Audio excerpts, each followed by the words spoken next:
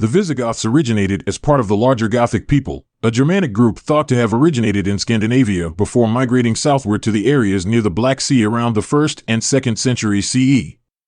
Archaeological evidence and historical sources suggest that by the 3rd century, they were living in the region of present-day Ukraine, near the Danube River and Black Sea. During this time, the Goths were divided into two main branches. Ostrogoths, Eastern Goths primarily settled around the Black Sea and parts of the steppes. Visigoths, Western Goths primarily settled near the Danube River. The Visigoths and Ostrogoths shared a common language, customs, and religious beliefs rooted in paganism before their conversion to Christianity. They interacted extensively with the Roman Empire through trade, raids, and military alliances, which brought them into increasing contact with Roman culture and Christianity. Around 370 CE, the Huns, a nomadic group from Central Asia, began pushing westward. This movement caused turmoil in the Gothic territories. The pressure from the Huns forced the Goths to flee southward, bringing them directly into Roman territories.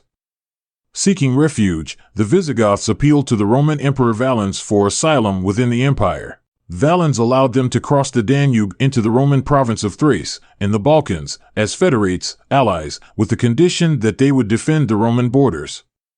However, tensions and mistreatment by Roman officials led to conflict. Frustrated with poor treatment, the Visigoths revolted, culminating in the Battle of Adrianople.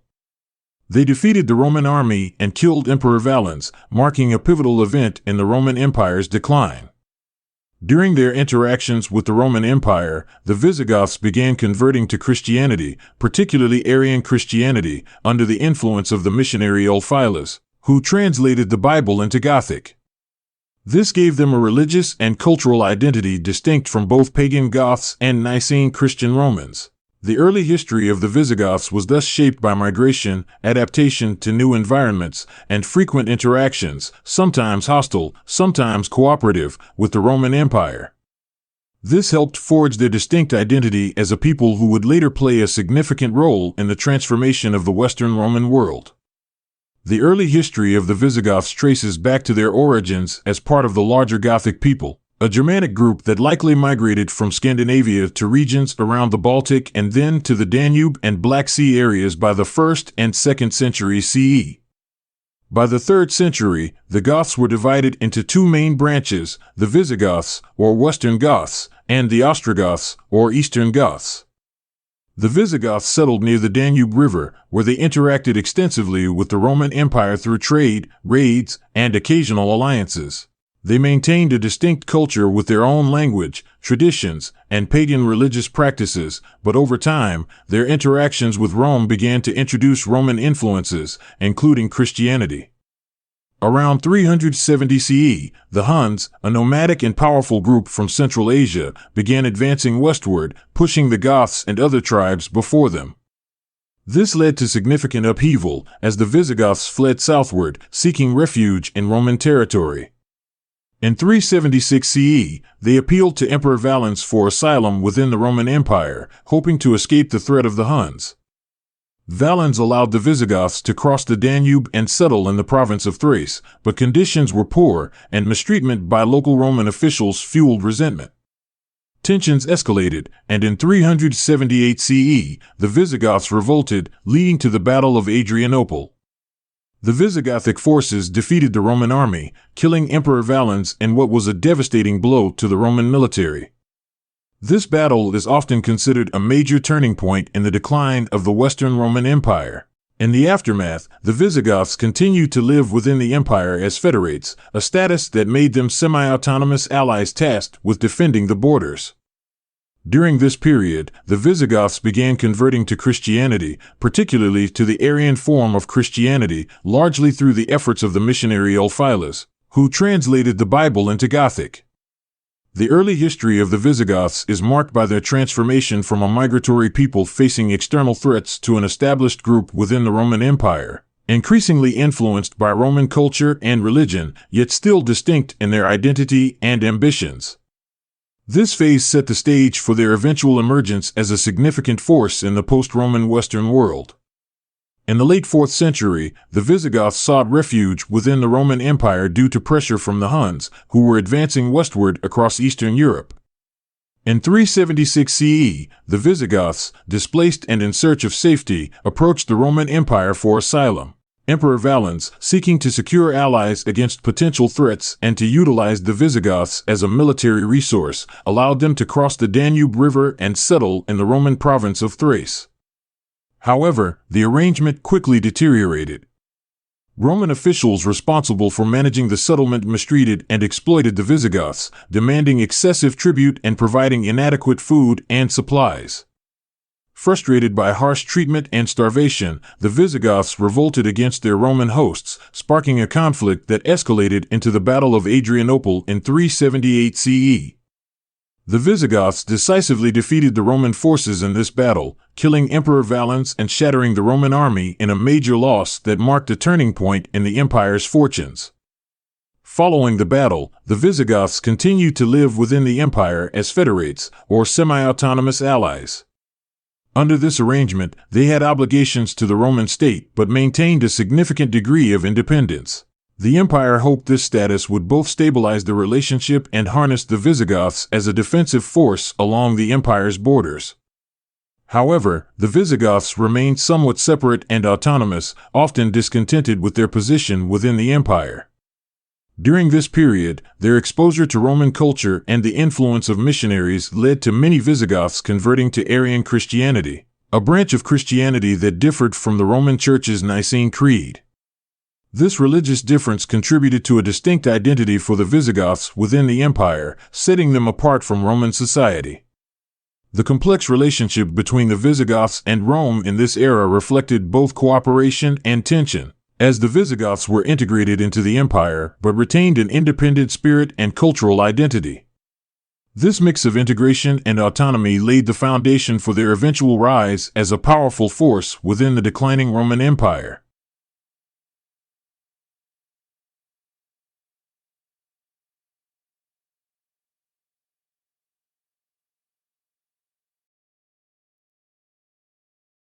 In 410 CE, the Visigoths, led by their king Alaric I, famously sacked the city of Rome, a landmark event in the decline of the Western Roman Empire. This act was the culmination of years of strained relations between the Visigoths and the Roman authorities. Despite being granted federate status, which allowed them semi-autonomous governance within the empire, the Visigoths often faced exploitation and neglect from Roman officials.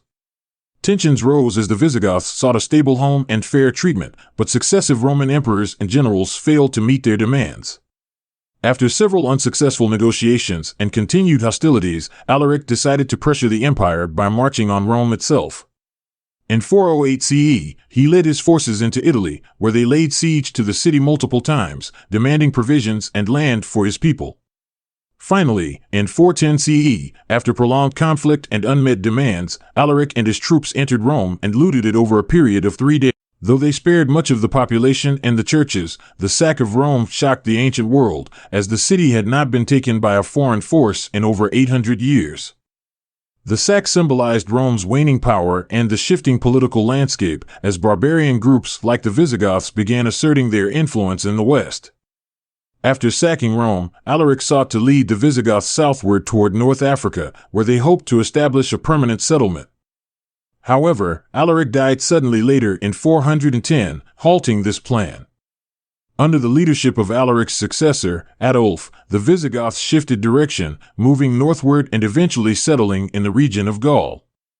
There, they continued to negotiate with Roman authorities and were granted lands in southwestern Gaul, where they established the Visigothic Kingdom with Toulouse as their capital. This migration and eventual settlement marked a new phase for the Visigoths, transforming them from a migratory, semi-nomadic people within Roman territory into a powerful, settled kingdom with an enduring influence on Western European history. The sack of Rome thus symbolized not only a crisis for the empire, but also a pivotal moment in the Visigoths' emergence as a significant political and military force in the post-Roman world. In 418 CE, the Visigoths were granted lands in the region of southwestern Gaul by the Roman Empire, marking the beginning of the Visigothic Kingdom with its capital at Toulouse. This agreement with the Romans established the Visigoths as federates, allowing them autonomy in exchange for military assistance to the empire. The kingdom's location in Gaul gave the Visigoths a stable base and transformed them from a wandering, displaced people into a settled kingdom with a defined territory. This period was marked by an evolving relationship between the Visigoths and Rome, as the Visigoths acted as allies while maintaining their distinct identity and ambitions.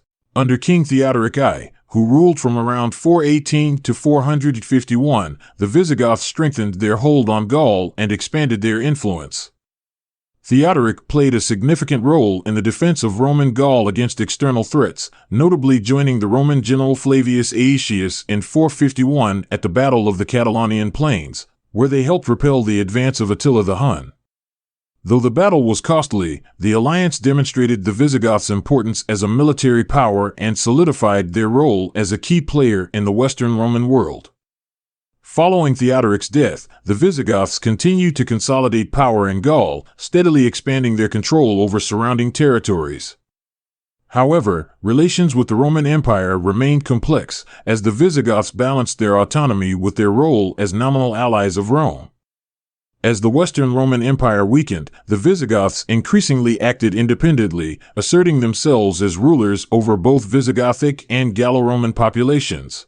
By the late 5th century, the Visigoths were one of the dominant powers in Western Europe, ruling a significant part of Gaul as an independent kingdom.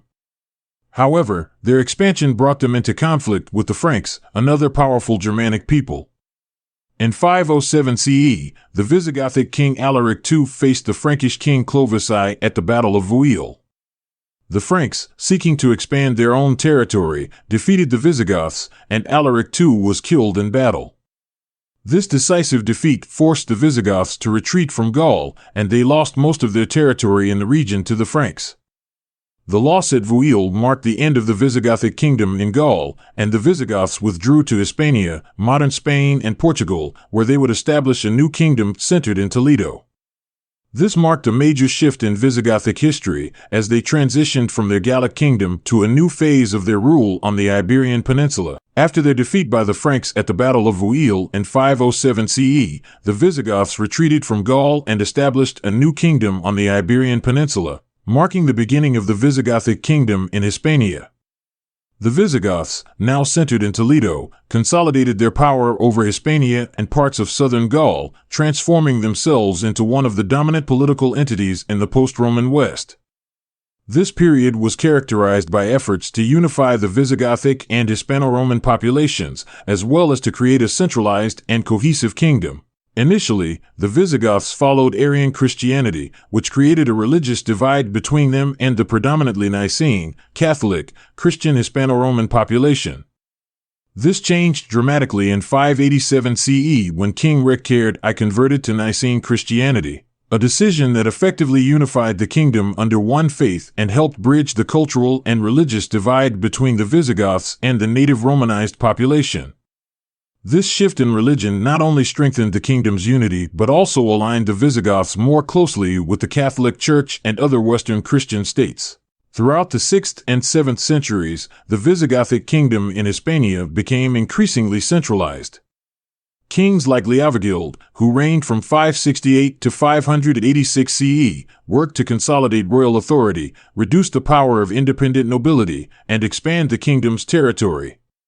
Leovigild was also notable for codifying laws and promoting the integration of Visigothic and Hispano-Roman customs, creating a more unified legal and social structure.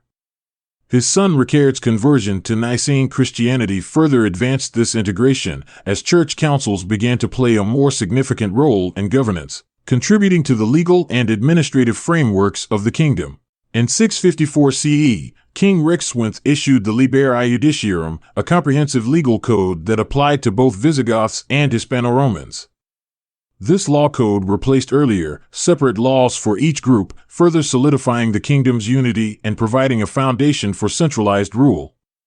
The Liber Iudiciarum became one of the most influential law codes in medieval Spain and reflected the kingdom's increasingly cohesive identity. Despite these achievements, the Visigothic kingdom in Hispania faced internal challenges. Frequent power struggles and conflicts over succession weakened the monarchy, as factions among the nobility often supported rival claimants to the throne. This instability made the kingdom vulnerable to external threats. By the early 8th century, a period of instability and factionalism had severely weakened the Visigothic state, creating divisions that would prove fatal. In 711 CE, an army of Muslim forces from North Africa, led by the general Tariq ibn Ziyad, crossed the Strait of Gibraltar and defeated the Visigothic king Roderick at the Battle of Guadalete. This decisive loss marked the collapse of the Visigothic Kingdom in Hispania and the beginning of Islamic rule over much of the Iberian Peninsula. The fall of the Visigothic kingdom ended nearly 2 centuries of Visigothic dominance in Hispania, and the Muslim conquest would shape the history and culture of the region for centuries to come. The decline and fall of the Visigothic kingdom in the early 8th century was marked by internal instability, power struggles, and external threats that ultimately led to its collapse. By this time, the Visigothic kingdom in Hispania had been weakened by frequent disputes over the succession to the throne, as powerful noble factions vied for control, often supporting rival claimants. The Visigothic kingship lacked a clear, hereditary succession system, which led to repeated crises and civil conflicts whenever a king died or was deposed. These internal conflicts not only destabilized the kingdom but also left it vulnerable to external threats. The reign of King Roderick, who assumed the throne around 710 CE, highlighted these problems. Roderick's claim to the throne was contested, and parts of the nobility opposed him, leading to a division within the kingdom. This internal disunity weakened the Visigoths' ability to defend their borders effectively and left certain regions of the kingdom only loosely controlled. Around this time, Muslim forces had begun advancing across North Africa, unifying the region under the Umayyad Caliphate.